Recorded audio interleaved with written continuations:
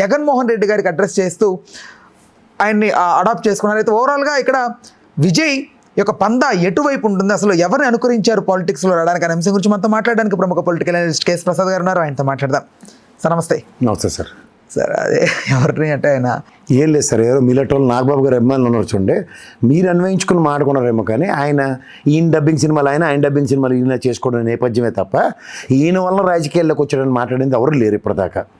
మీరు ఏదో నాగబాబు గారు వీరాభిమానిగా మీరు మాట్లాడొచ్చేమో, కానీ ఒకటి మాత్రం నేను చెప్పగలను, రాజకీయాల్లో సినిమా వాళ్ళతో ఏమీ కాదని లక్షలు నేను చెప్పేవాళ్ళు మొదటివాడిని. నేను ఇప్పటికి కూడా చెప్తున్నా అతనితో ఏం కాదని. రెండు విషయాలు మళ్ళీ చెప్తున్నా. అతను సింగిల్గా పోరాటం చేసిన, ఇతనికన్నా పెద్ద ఫేమ్ ఉన్న ఇద్దరు వ్యక్తులు, ఒకటి కమల్ హాసన్, ఇంకోటి రజనీకాంత్. రజనీకాంత్ అయితే భయం పడిపోయి ఇంట్లో కూర్చున్నాడు. కమల్ హాసన్ అయితే ఎందుకు వచ్చాను రా బాబు అని గుండు బడేలు అనిపించుకుని ఇంట్లో కూర్చున్నాడు. రెండు ముక్కల కారణాలు ఏమైనా చెప్పగలరు? ఏముంటుందండి, యాక్సెప్టెన్స్ అన్నది చాలా ఇంపార్టెంట్. ప్రజల్లో మీకు పొలిటికల్ పార్టీకి ఒక ఎజెండా కావాలా. సార్ నాకు ఈ ఎజెండాతో పలానా సెక్టర్ని లేదా పలానా సిచ్యువేషన్స్ని ఈ విధంగా నేను అడాప్ట్ చేస్తానని పార్టీ విధి విధానాలతో ప్రజల్ని కన్విన్స్ చేస్తే రాజకీయ వ్యాక్యూమ్ని అడ్రస్ చేసేవాళ్ళు ఉంటారు. ఏముంది, 79 సంవత్సరాల స్వాతంత్రంలో అందరూ చూసిన ఎత్తుపల్లాలు ఎవరు చూసి ఉండరు. వీళ్ళు కొత్తగా వచ్చి ఆ సినిమాటిక్గా ఏదో 4 అడుగులు వేసి కొండ ఇటు తిప్పి రజనీకాంత్లో చేసి అందరూ ఆ సిద్ధం సభలో జగన్మోహన్ రెడ్డి ర్యాంప్ మీద నడిచి నేను నడిచి వెనకతల ఆ ప్రశాంత్ కిషోర్ అనే బుర్రతొక్క ఏదో ఎవడో ఎక్కడ పడితే అక్కడ తిరుగుతూ ఉంటారు. ఆ సన్నాసిగాళ్ళు ఇచ్చే దిక్కుమాల ఐడియాలకి ప్రజల్ని అట్రాక్ట్ చేయడానికి. అంటే మీకు first of all crowd pullers వాళ్ళు. ఎలా అంటే వాళ్ళు ఇంట్లో ఏసీ రూమ్లోంచి బయటికి రారు. సినిమా షూటింగ్ అంటే మళ్ళీ కార్వాల నుంచి కింద దిగరు, జస్ట్ 2 బిట్లు నటించి పోతారు. సో వీళ్ళకి ప్రజల్లో విపరీతమైన ఎంతూజియాజం ఉంటుంది, ఎలాగ ఉంటారో ఏటో అని. అలా రజనీకాంత్ గారు ఇప్పుడు బయట తిరుగుతున్నట్టు 4 సార్లు నిజంగా బయట తిరిగి కనబడితే ఎలాగ ఉంటారు చక్కగా అని చెప్పి ఎవరు చూడడానికి కూడా రారు. కానీ వీళ్ళు ఏంటంటే ఆ సినిమాటిక్గా మేకప్లు, ఆ డ్రెస్సులు వీటికి ఊహించుకొని ప్రతి ఒక్కడు 190 మంది. ఇప్పుడు నువ్వు నాగబాబుకి ఫ్యాన్, ఎవరైనా ఎంతమంది నమ్ముతారు చెప్పు? అలా ఒక్కొక్కడికి ఒక ఫ్యానిజం ఉన్నప్పుడు ఎవడేం చేయలేము దాంట్లో.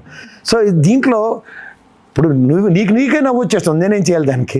ఇప్పుడు అలా కాదు. ఇప్పుడు నీకు నిజంగా ఆయన అంటే చాలా గౌరవం, నువ్వు ఆయన అభిమానివి, కానీ చెప్పడానికి మాకు ఎలా ఉంటుంది, ఈయన నాగబాబు ఫ్యాన్ ఏట్రా అనడానికి కూడా ఆవిడకి వ్యాక్యూమ్ లేదు. అలా ప్రతి సినిమా యాక్టర్కి ఫ్యాన్స్ వలన ఏదో ఊహించుకుంటారనుకుంటే ఏం కాదు. అంటే నాకు ఆయన పని ఇచ్చాడు, పని నేర్పించారని అదంతా నువ్వు ఎక్స్ప్లెనేషన్ చెప్పక, నేను ఎగ్జాంపుల్ చెప్తాను అర్థం అవ్వాలంటే. ఇప్పుడు అదే విధంగా ఈ ప్రజలు ఆయన సభలకు వచ్చిన వాళ్ళు టర్న్అవుట్ అంటారు దాన్ని. TOT ఈజ్ చాలా important. Turnout to the vote అన్నది చాలా చాలా ఇంపార్టెంట్. అది పవన్ కళ్యాణ్ గారి ట్రాక్ రికార్డ్తో ప్రూవ్ అయింది. ఇవాళ మీకు ఎలా వాడైనా సరే పవన్ కళ్యాణ్కి చేతకాక లాస్ట్కి తెలుగుదేశం ఆయనలోనే ఆయన ఒకసారి గెలవగలిగాడు ఇండివిజువల్గా. It is not at all proven tracks. అలాగే విజయకాంత్ దడేలుమన్, అలాగే ఇంకొకరు శరత్ కుమార్ దడేలుమన్నారు. లేటెస్ట్గా కమల్ హాసన్. ఈయన ఒకడు అంతకన్నా చేతులు కాలు కాల్చుకోవడానికి తప్ప ఇంక దేనికి ఉపయోగపడరు. ఇప్పుడు నేను అంటుంది ఏంటంటే సీరియస్ ఇష్యూ, ఒక సామాజిక వర్గ పరిస్థితులు లేదా దానికి అప్లిఫ్ట్మెంట్ కోసం నా పార్టీ అధికారంలోకి వస్తే, ప్రధానికి రామారావు గారు 2 రూపాయల కిలో బియ్యం, జనతా వస్త్రాలు. ఎందుకంటే అక్కడ క్రైసిస్ని అడ్రస్ చేయడానికి ఒక పొలిటికల్ సినారియోలో అడాప్టబిలిటీతో ముందుకు వచ్చాడు. అలా ఎంజీఆర్ గారు ఉన్నప్పుడు పొలిటికల్ వ్యాక్యూమ్ వేరే పార్టీ పరంగా ఉంది. అక్కడ ఎప్పుడు ప్రాంతీయ పార్టీలకి వెసులుబాటు ఇస్తారు. అక్కడ డిఎంకే వచ్చేసి ఏడీఎంకే అయింది. ఏడీఎంకే ఎలా ఆవిర్భవించిందంటే డిఎంకేతో విభేదించి ఆవిర్భవించింది, సైద్ధాంతిక విభేదం. అప్పుడు ఏమవుతుంది, సైద్ధాంతికంగా ఇప్పుడు కమ్యూనిస్ట్ పార్టీలు 2 ఎందుకు విడిపోయి సైద్ధాంతిక విభేదించుకున్నారు ఒకరినొకళ్ళు. అలా డిఎంకే ఏడీఎంకే కూడా సైద్ధాంతిక విభేదించుకొని ఈ సిద్ధాంతాన్ని ప్రజలకు కన్విన్స్ చేయడానికి నేను అందుకు బయటకు వచ్చానని ఎంజీఆర్ కన్విన్స్ చేయబట్టి గెలిచారు. అందుకే చూడండి, సంక్షేమాలు విపరీతంగా పెరిగి ఉండి ఎంజీఆర్ గారి గవర్నమెంట్లో. సో ఇట్లాంటివి వాక్యూమ్ మీ దగ్గర ఏముంది? ఇన్స్టెంట్ రియాక్టివ్ మోడ్లో ఒక స్టేట్కు ఉన్న ఫైనాన్షియల్ ఎబిలిటీస్, మనకి రెవెన్యూ ఎక్కడి నుంచి వస్తుంది, దీనికి రెవెన్యూలోంచి 1-2, 2-1, 0+1 ఈ యాడెడ్ యాడ్జెక్టివ్స్తో ప్రజల్ని కన్విన్స్ చేసే పార్టీ ఏదైనా ఉంటే, యాజ్ అండ్ దెన్ ఇప్పుడు రాజశేఖర రెడ్డి గారి పాదయాత్ర, కాంగ్రెస్ మొనాటమీని బ్రేక్ చేస్తూ నేను రైతులకు ఉచిత కరెంట్ ఇస్తా అండ్ ఫీజు రీయింబర్స్మెంట్ ఇస్తా, ఆరోగ్యశ్రీ అన్నది హెల్త్ అజెండాస్ని అడ్రస్ చేస్తా, అంత నేషనల్ పార్టీకే ఒక కన్విన్సింగ్తో ఎలక్షన్ అయింది. సో ఇట్లాంటివన్నీ చూసిన తర్వాత అడాప్టబిలిటీతో టైలర్ మేడ్ సొల్యూషన్స్ ఇచ్చే వాళ్ళ పట్ల ప్రజలు ఆకర్షితులు అవుతారన్న దగ్గర ఈ రోజు కూడా టీవీకి దగ్గర విధి విధానాలు లేవు. చేత ఈ పొలిటికల్గా క్రౌడ్ ఒక 2-3 నెలలకు ఒకసారి వచ్చే సబ్ పెడుతూ ఇది నేను శాసిస్తాను ఇవన్నీ అంటే జస్ట్ వింటాం. ఇవి ఎలక్షన్స్కి లీడ్ అయిపోతాయి, ఎలక్షన్స్ టర్న్అవుట్ అవుతుంది అన్నది అయితే నేను ఎప్పుడు కన్విన్స్ కాను, ముఖ్యంగా సినిమా వాళ్ళతో. ఈ లేటెస్ట్ డెవలప్మెంట్స్ మనం చూసిన కమల్ హాసన్ చూసిన తర్వాత అయితే ఎవరైనా కళ్ళు తెరుచుకోవాలి. అంటే పవన్ కళ్యాణ్ గారితో పోల్చడానికి గల కారణం ఏంటంటే సార్, ఆయన ఒకప్పుడు పవన్ కళ్యాణ్ గారిని వీరాభిమాని ఇచ్చారని, ఆయన గొంతు వినడం కోసం కాల్ చేసి మరి ఇట్లాంటి కొంతమంది ఇప్పుడు జగన్మోహన్ రెడ్డి గారు ఉన్నారు, బాలకృష్ణ గారికి వీరాభిమాని, ఆయన కడప ప్రెసిడెంట్ కూడా చేశాడు. ఆయన వచ్చి తెలుగుదేశంలో జాయిన్ అయ్యాడు, ఆయన పార్టీ పెట్టుకుని ఆయన రాజకీయం చేస్తున్నాడు. చెప్పండి, జనసేన ఈ మధ్యన తమిళనాడు కూడా వెళ్ళింది కాబట్టి అరే మనం జాతీయ పార్టీ చేద్దాం, జనసేన ఇక్కడ ఆంధ్రప్రదేశ్లో బదులు తమిళనాడు కూడా స్థాపించని ఏమన్నా వీళ్ళిద్దరు అండర్స్టాండింగ్ ఏమన్నా చూసారా? మరి ఏ విధంగా కంపేర్ చేస్తున్నారు? ఈయన ఒక సినిమా యాక్టర్, పొలిటికల్ అరంగేట్రం, ఆయన ఒక సినిమా యాక్టర్, పొలిటికల్ అరంగేట్రం, అలా కంపేర్ చేయండి. అంతేగాని జనసేన వల్ల ఆవిడ ప్రభావితం వేయడం లేదా ఇంకోళ్ళ వల్ల ప్రభావితం వేయడం ఉండదు. అంటే ఇప్పుడు విజయ్ సింగిల్గా పోటీ చేస్తానన్న వ్యాఖ్యల్ని అసలు అంటే ఎలా ఉండిపోతుంది సార్? ఏం చేస్తారు ఎవరు దగ్గర రానివ్వకపోతే? అంటే దగ్గర రానివ్వలేదంటారా, ఈయన వెళ్ళలేదంటారా? ఎందుకు రాణిస్తారు? ఎలా రాణిస్తారు? ఇప్పుడు మీకు మళ్ళీ నేను చెప్తున్నా సార్, చాలా మందికి అర్థం కావాల్సిన విషయం ఏంటంటే, ఇప్పుడు ఉదాహరణకి రామారావు గారు పార్టీ పెట్టినప్పుడు ఒక ఎర్రన్నాయుడు గారు, కోడెల శివప్రసాదరావు గారు, దూలిపల్లి నరేంద్ర గారు, ఎంతమంది పేర్లైనా మీరు చెప్పండి కావాలంటే. ఇక్కడ మాకు తెలంగాణ నుంచి తుమ్మల నాగేశ్వరరావు గారు, అతిరథ మహారాజు రావుల చంద్రశేఖర రెడ్డి గారు, కొత్త రాజకీయ నేపథ్యాలకి వేదికలు క్రియేట్ చేసి ఇచ్చాడు ఆయన. ఇప్పుడు ఉన్న 190 మంది పార్టీలు పెట్టబెట్టి ఇటు నుంచి అటు గెలిచడమే.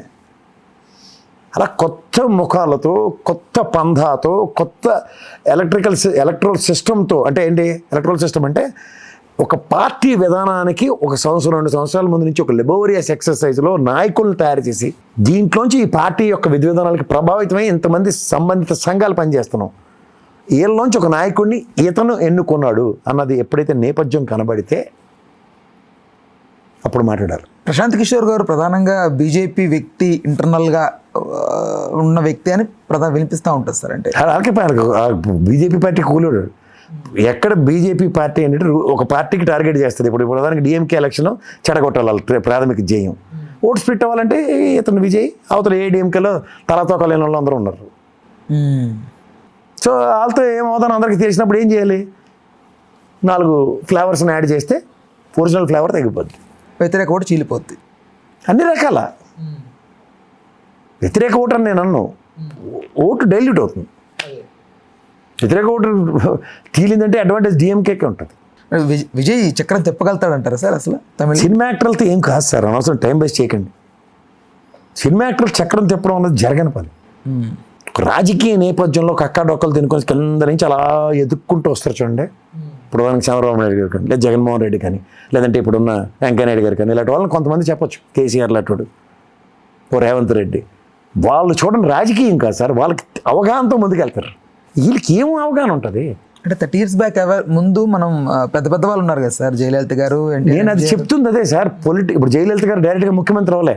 షీ జాయిండ్ ఏడీఎంకే, జనరల్ సెక్రటరీగా పనిచేసింది. ఎంజీఆర్ అరంగేట్రంతో ఆయన అడుగుజాడలో నడుస్తూ రాజకీయ నేపథ్యాన్ని పునరంకితం చేసుకుంది ఆవిడ.